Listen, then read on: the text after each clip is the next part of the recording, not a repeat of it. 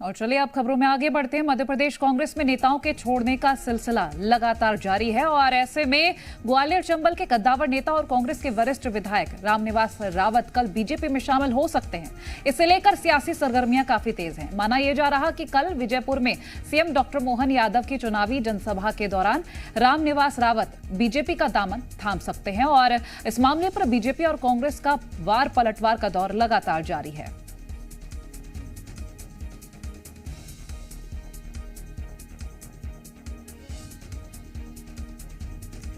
तो देखिए, एक के बाद एक कांग्रेस को झटके लग रहे हैं। मैं उनसे कहना चाहता हूं, अगर वे जा रहे हैं तो क्या मजबूरी रही होंगी मुझे नहीं मालूम, लेकिन जहां भी रहे ठीक रहे।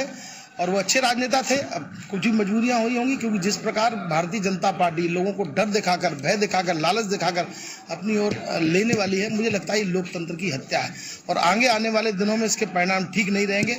आज इंदौर में जो हमारे प्रत्याशी थे उसका फार्म खिंचवा दिया गया, तो मैं ऐसा मानता हूं कि लोकतंत्र के लिए ठीक नहीं है। डरा कर सूरत की घटना आप सब लोगों ने देखी कि इस प्रकार का माहौल अगर बनेगा तो देश में लोकतंत्र ही खत्म हो जाएगा। और एक गिरोह बनाकर आप एक समिति बना दी गई है जो लोगों को तोड़ने का। जनता पूरी आज मोदी जी के नेतृत्व में आज तैयार बैठी है और केवल कभी ईवीएम पर लगाते हैं, कभी दिग्विजय सिंह कुछ बोलते हैं, कभी जीतू पटवारी कुछ बोलते हैं। क्षमताएं है नहीं, बच्चा कुछ है नहीं, आरोप हमारे ऊपर लगाते हो। अरे अपने घर को देखो। तो देखिए, बीजेपी में शामिल हो सकते हैं रामनिवास रावत और कल चुनावी जनसभा है जहां सीएम डॉक्टर मोहन यादव पहुंचेंगे और ऐसे में विजयपुर में ये तमाम तस्वीरें सामने आने की अटकलें लगाई जा रही हैं, क्योंकि कल का दिन महत्वपूर्ण है। लगातार चुनावी जनसभाएं चल रही हैं। विजयपुर में सीएम डॉक्टर मोहन यादव पहुंचेंगे जहां कहा जा रहा है कि रामनिवास रावत बीजेपी में शामिल हो सकते हैं। आकाश लगातार हमारे साथ लाइव बने हुए हैं। आकाश, कल का दिन कई मायनों में महत्वपूर्ण भी माना जा रहा है और ऐसे में अगर हम रामनिवास रावत को लेकर जो अटकलें चल रही हैं उससे जुड़ी जानकारी लेना चाहें तो क्या कुछ अपडेट है?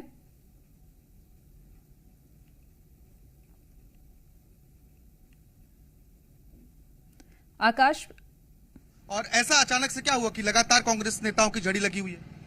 देखिए, ऐसा तभी होता है जहां लोग काम कर रहे हो वहां से उनका मोह भंग हो जाए और जहां वो जाना चाहते हैं वहां के प्रति पूरे देश का विश्वास हो।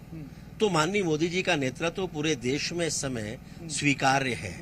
मोदी जी के नेतृत्व में भारत दुनिया की तीसरी सबसे बड़ी अर्थव्यवस्था बनने जा रहा है। विकास को पंख लगे हैं। पहली बार भारत गौरवान्वित हो रहा है पूरी दुनिया के सामने और इस गौरव का हिस्सा देश का हर नागरिक बनना चाहता है।